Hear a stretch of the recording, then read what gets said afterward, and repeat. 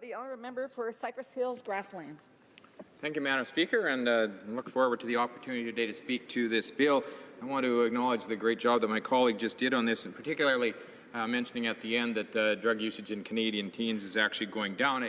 My colleague across the way, the Parliamentary Secretary, talked about because 35% of the students across this country can access marijuana, the solution obviously then is to give access to 100%, find the other 65% and see if we can't put them in a situation where they can have that same access. And we don't think that's the proper solution. And I think what we're here to do today is to take a look at one and a second piece of legislation as well that's involved with it that I don't think either Canadians or the Liberals are ready to actually to handle. We've heard words this afternoon from one of my colleagues about how this seems to be done pell-mell, and my other colleague talked about how this looks like a bit of a smokescreen, and I think that describes what we're seeing here in both C-45, which is the cannabis legalization bill, and C-46, the impaired driving bill. And both of these bills are tied together, Madam Speaker, and I think that Canadians need to be paying attention to this because I think that tie is much tighter than most Canadians would first realize. And so I want to talk first of all about legalization and this government's fixation on it through C-45, and then talk about C-46 and I think what they see as some solutions to problems that they raise, that they create from bringing in C-45.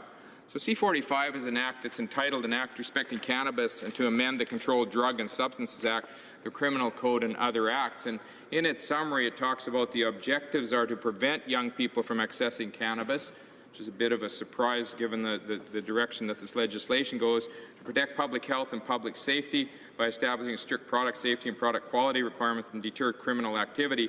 And it talks about the Act having the power to establish cannabis as a legalized product, basically, and then to try to deal with criminal prohibitions such as the unlawful sale or distribution of it. Ambition that enables the minister to authorize the possession, production, distribution, sale, importation, exportation of cannabis. So they want to be the drug czars over this product. And then it authorizes people to possess, sell, or distribute cannabis if they're authorized. And then there's a number of other things that it prohibits and provides. But it's a fairly ambitious bill, I guess, in terms of legalizing cannabis, giving the government authority over it so that they will tell us that they're going to be able to manage cannabis across this country well. And I guess we'll see whether that happens or not. But out of that approval and legalization of cannabis then comes a major concern, which is the operation of motor vehicles while under the influence of cannabis, or as C-46 includes, a number of other drugs. And so to respond to that challenge that comes out of C-45, the Liberals have recently introduced Bill C-46, which deals directly with offences and procedures that are related to impaired driving, both for alcohol and for cannabis and a number of other drugs. Now, Bill C-46 is a fairly lengthy bill, Madam Speaker. It's 78 pages. It proposes to introduce a new impaired driving regime that, when you take a look at it, is considerably more complicated than the present laws. It includes new and higher mandatory fines. It includes changes in how and where testing can be done. It changes the timelines on testing, and it sets maximum penalties for impaired driving crimes. It also introduces, Madam Speaker, a new element of mandatory alcohol screening at the roadside, which is expected to become a civil rights concern or issue in this country. Now, clearly, our party supports measures that protect Canadians from impaired drivers. I doubt that there's a person in this House that hasn't been impacted by the stupid and tragic results that come from impaired driving, from the incredible human cost that is paid for that. Mandatory fines, maximum penalties, those kinds of things do send a strong message that Canadians will not tolerate impaired driving. But I'm very concerned that the Liberals want to rush these true drug bills through Parliament by July 2018. They're not prepared. They don't seem to be prepared and not ready to deal with the results, with the consequences of what will come from passing these two bills. We believe this hurried timeline, or I believe this hurried timeline, is unrealistic. It puts the health and safety of Canadians at risk. And I want to talk today about this legislation and about some of the other concerns around it. because it's likely to pass on second reading and go to committee. So I'm going to raise a number of questions that I think need to be asked at committee in order for any responsible legislator to continue to support either bill. And the first question, I guess, is why has this government moved forward with this legislation when there's clearly no consensus on this issue? And even this afternoon we've heard different statistics used back and forth across the House here that have some very different results. There's no agreement amongst Canadians on this issue, and actually polls show an almost schizophrenic understanding of this issue. One of the latest ones actually demonstrates that a strong majority apparently believe this will not prevent drug use. Half see this as a gateway drug. A majority believe this will not lessen crime, and that the drunken or impaired driving enforcement will not be effective. Half think that the proposed limit for possession and plants is too high. A strong majority believe the age limit needs to be raised, and 2/3 agree that the health risks are not understood. And yet, Madam Speaker, we're told that a majority of Canadians support the legislation. Past surveys have similar confusing statistics and results. And all of this at a time when we're told that actually teen education drug prevention programs are working and teen usage is declining. The Liberals come forward with a bill then to make cannabis legal in this country. So there's a clear conclusion, Madam Speaker, that Canadians are conflicted by this issue. Another question that has not been answered by the government is what is the actual impact on people, especially young people? And we've seen, I think, some unexpected results from a couple of the United States that have legalized cannabis. What work has the government done on this issue, especially when its own task force identified this as probably one of the most important issues that the government will face if they come forward with this legislation? Well, medical evidence indicates marijuana impacts brain development up to age 25, and we believe it affects brain function after that. This government seems to think that 18 is okay. The public disagrees. Polls show that. How is the government going to address this issue seriously of young people being exposed to this drug prior to when they should be? I guess another question would be, how does allowing possession and growing plants in your home achieve the goal of, as the legislation says, preventing young people from accessing cannabis?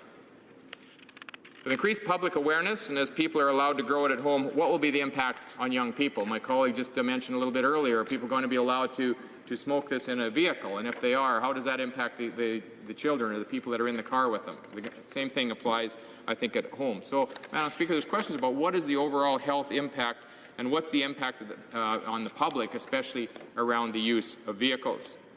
Task Force, in their report, indicated that research shows that youth in particular underestimate the risks of cannabis use, and so do others. But I guess we would ask, has the government done any homework on overall health impacts? And it certainly seems that it has not done that. It cannot answer that question.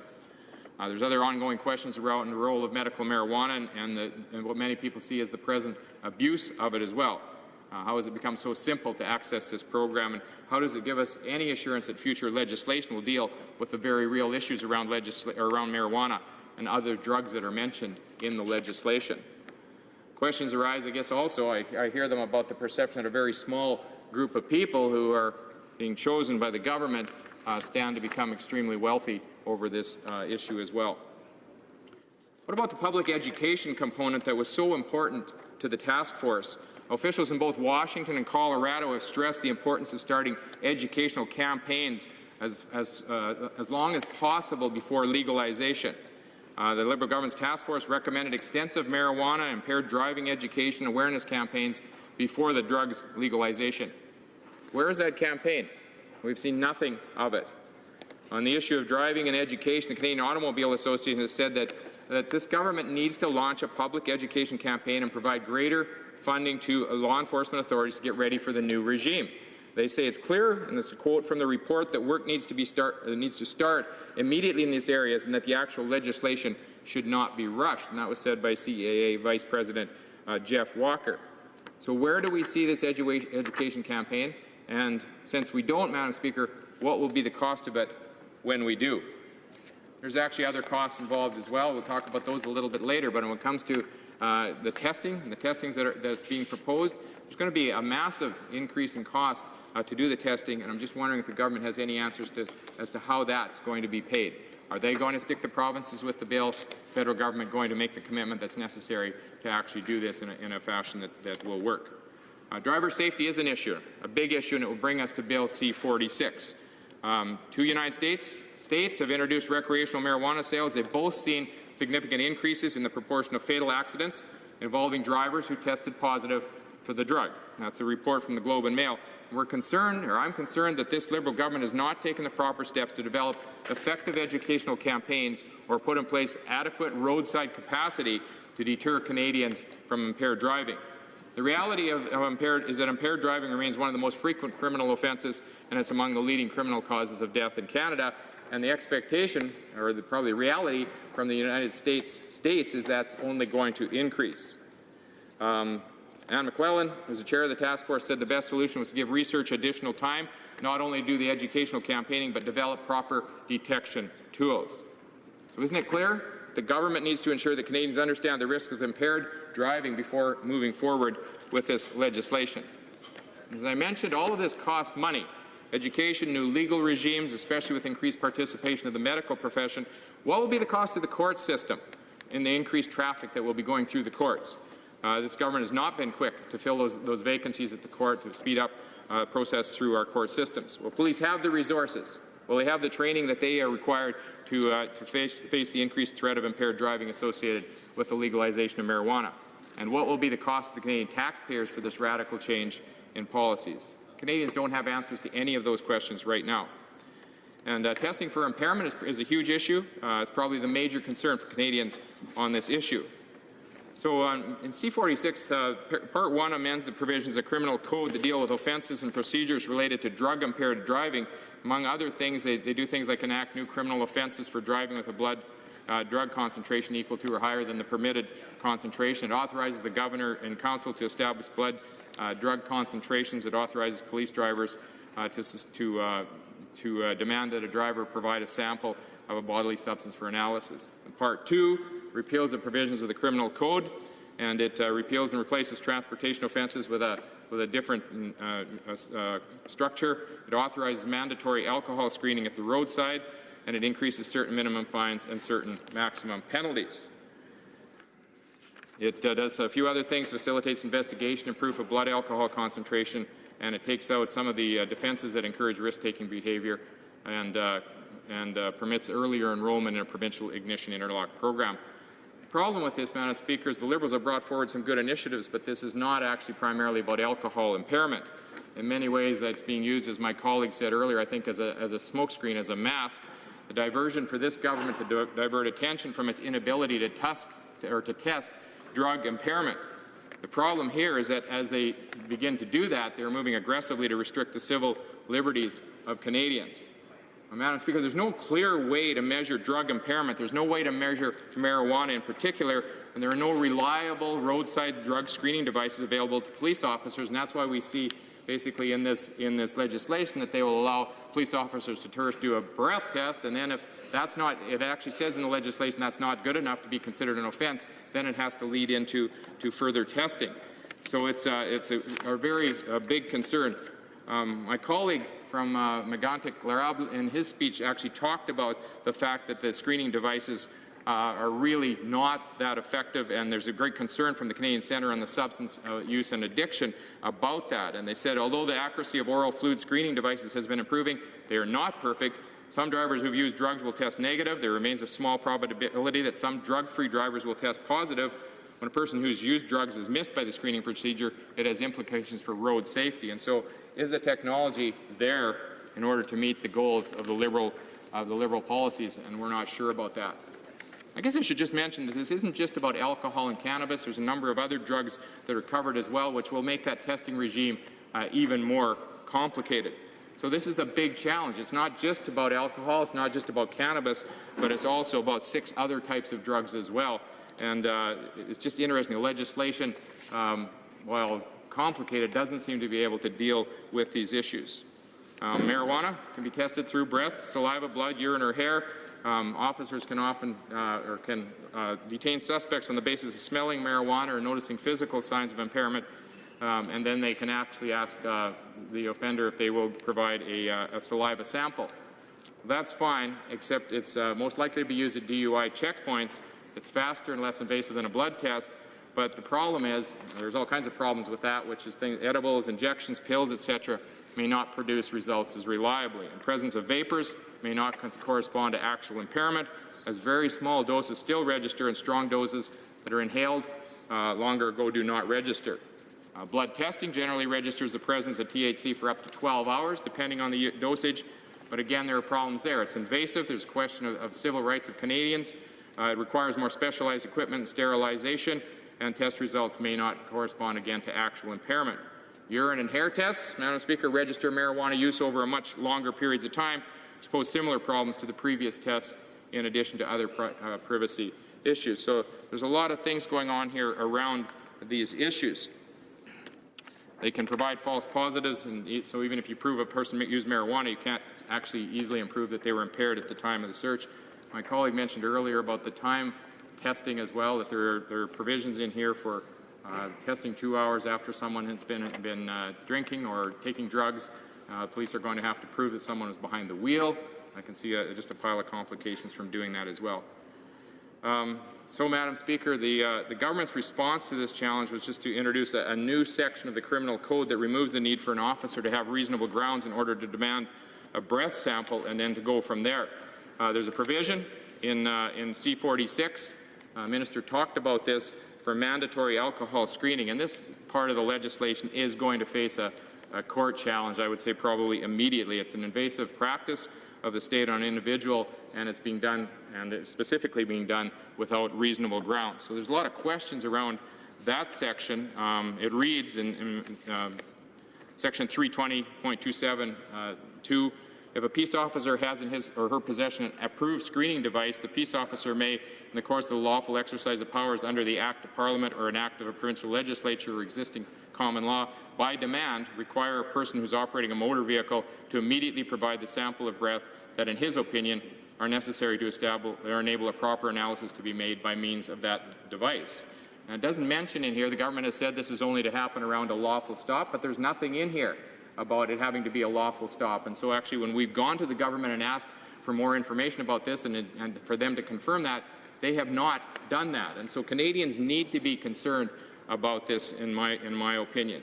Is it done under a lawful stop? Is it done at an officer's own discretion?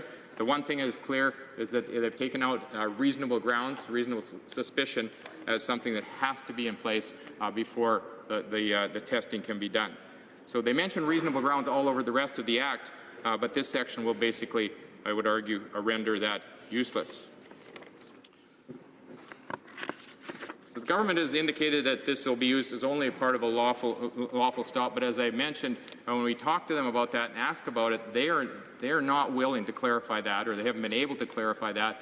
The minister talked about how she has her legal opinion that this will fit within the Charter rights. It's pretty clear from talking and just listening and looking up anything the Defence Lawyers, the Civil Liberties Association has said, that this is going to be challenged very quickly. The Civil Liberties Association of Canada has been a proponent of medical marijuana. They oppose invasive speech searches. We went online. There's people such as Sean May, who's an attorney specializing in DUIs, who said these cases are very difficult to prosecute due to problems with evidence, all kinds of false positives and things like that, and other factors. Another defense lawyer questioned data and called the police, giving police unfettered power to demand a breath test, dangerous. He said it allows for police abuse. Now police, for whatever reason they want, can make you do a breathalyzer. If you talk back to them, they feel you're disrespecting them, they have the power to do that. He said, I don't know there's a lot of solid research linking impairment to the level of drugs in a person's system. And so unlike the breathalyzer, an officer must have a reasonable suspicion the drivers consumed drugs before asking for a sample. So there's a number of lawyers who come forward and said this is not charter-proof. This thing's going to be challenged immediately. And I'm sorry my time is running out here. I know that the U.S.-based National Institute on Drug Abuse have suggested that there's no adequate way to measure THC levels or determine just how drugged a person is in a roadside test. So we're going to face all kinds of problems with that. So, Madam Speaker, just to wrap up, there are many questions around the bill. The main concerns, I think, focus primarily on the removal of the reasonable grounds, reasonable suspicion provisions that have protected Canadians for decades. Minister claims to have a charter opinion on the issue, but but it's certain to end up in court. It should be worrying Canadians, and this entire framework is colossally complicated. There are a ton of questions that remain unanswered, not just in C-46, but also C-45. The government has not answered questions on education, cost, health impact, and a number of other issues, and especially not on law enforcement, including the important issue of impaired driving. Questions and comments. The Honourable Parliamentary Secretary to the Minister of Justice and Attorney General. Thank you, Madam Speaker. I have a couple of questions, if I may. First of all, I just wanted to point out to the member opposite and thank him for his speech.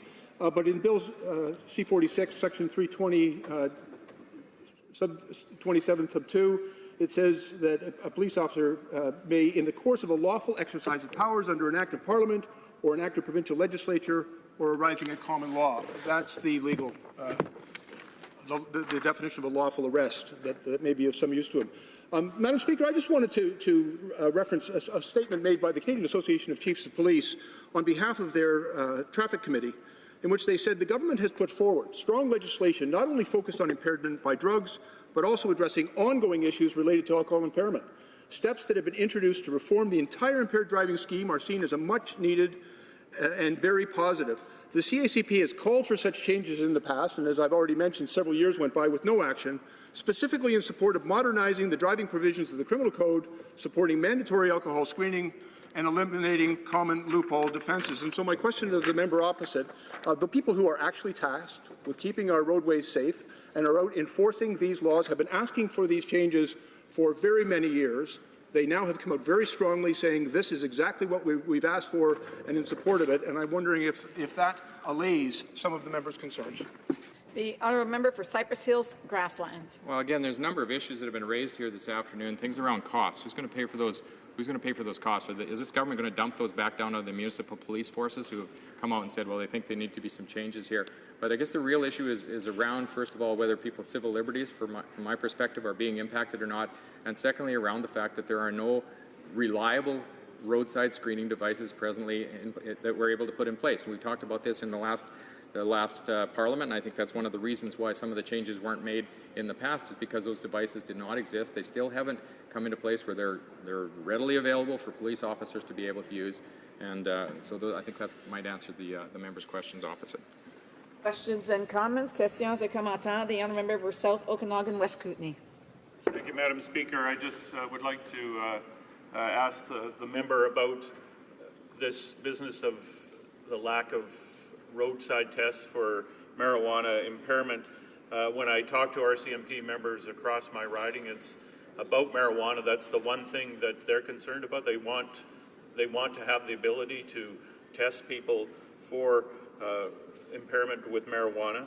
And now MAD Canada has endorsed the idea of per se limits for marijuana.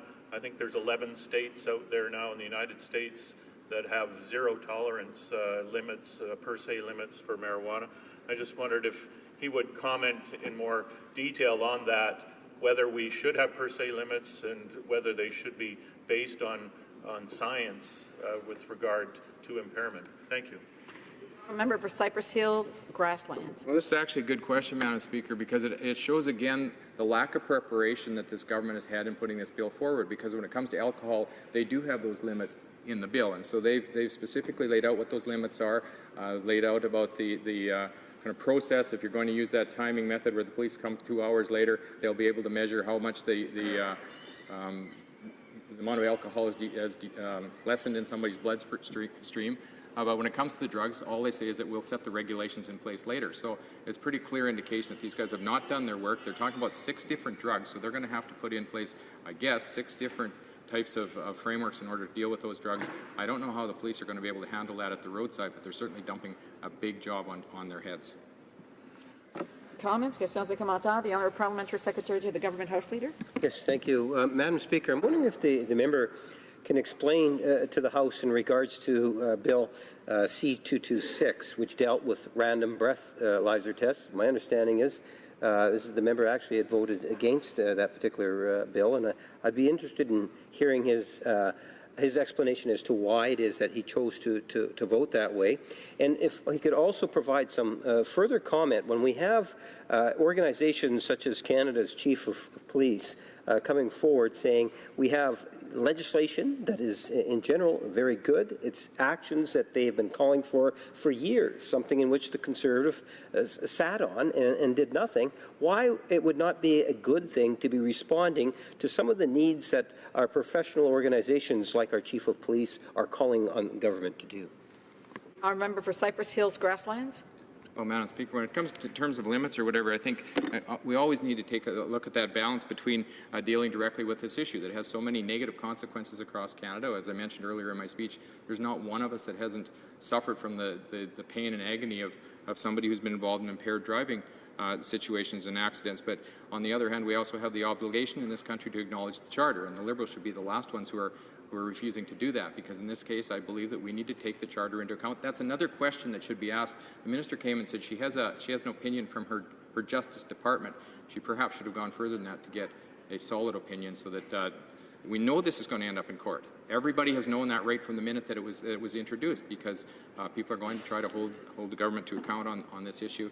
Government should have done more homework on it, and it's just one more place where, in my opinion, they did not do their homework before they introduced these two pieces of legislation. And I think in lots of ways C-46 is meant to be cover for them, bringing in a badly prepared C-45 that will legalize cannabis. Questions and comments? Questions et commentaires? The honourable member for Sherwood Park, Fort Saskatchewan. Thank you, Madam Speaker. I thank my friend for his speech. I guess I'm struck about two things with respect to this issue. One is that we had a private member's bill that came forward that dealt with many similar issues, and that had already progressed through the committee stage, and the government voted to kill that bill in favor of bringing forward a government bill that was different, but in many ways similar. And yet they complain about how, in their view, the standing orders don't provide them with enough ability to advance government legislation. Well, maybe if they actually considered ideas that came through private members' business, they wouldn't have to go through the process of reintroducing some of them, although with certain modifications that we certainly have concerns about. The second thing that strikes me about this legislation is that there's a presumption that the technology is there for impairment testing around marijuana, and that it's somehow analogous to alcohol in terms of the relative ease of impairment testing, when the reality is these are different substances with different kinds of impacts. Marijuana is fat soluble, which means it is retained in the brain, even if it is much less present in other bodily fluids from a testing perspective. So this creates major concerns when you establish a test through bodily fluids for determining impairment. There may be impairment even if it's not showing up in high levels in bodily fluid, but it may show up in higher levels in those fluids when there's not as much impairment. So I wonder if the member can comment on these two major problems with the way the government's proceeding. Honourable member for Cypress Hills Grasslands. I think the issue of the private members bill is a very important one. It seems the government could have moved ahead with that bill and supported it, made whatever amendments they felt, or worked with the author of it to make the amendments that they needed, but it seems like they needed to have something that they could put forward. And I guess this makes my argument. I think that they're using this as a cover for what is poorly done in C-45. And in terms of the testing, Madam Speaker, it's not just alcohol and cannabis. We need to understand that when you take a look at this, they're talking about the types of drugs that they're going to have to be testing for impairment include depressants, inhalants, dissociative anesthetics, cannabis, stimulants, hallucinogenics, and narcotic analgesics. So there's a whole host of things that are going to have to go on there before our police officers along the side of the road are going to be able to do their job. And I think this government needs to think through its process here and see if they can't come up with something that's much more simple and much more easily achievable by our police men and women who are on the road. For a very brief question, questions et commentaires, questions and comments? The honourable member for Thornhill. Well, thank you, Madam Speaker. And a very short question to my colleague. Thank you for listing the litany of concerns that I know are shared by members on both sides of the House, beyond the front benches and the parliamentary secretary. You talked about dumping the regulations for protocols. Can just address the chair, please, and I can tell you I didn't list those items. My colleague, he mentioned the dumping of the regulations for protocols and procedures in the testing regimes, but I wonder if he could talk about the costs that are being dumped on the provinces, on law enforcement, the cities, municipalities in different parts of the country, just as they have dumped the costs for the regulations of distribution and security of distribution.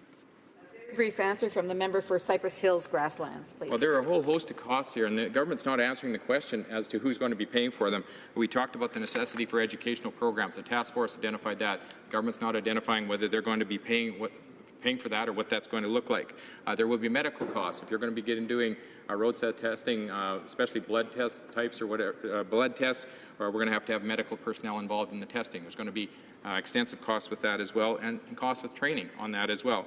Our young people, the government claims they want to keep drugs away from the young people. There's going to have to be a major program done. Some of the programs that were already in place were being effective, and this government has decided that they're not interested in following those, and certainly it's going to be extended legal costs across the country as well. We need to know who's paying for those: the municipalities, provinces, this government, or the taxpayer of Canada.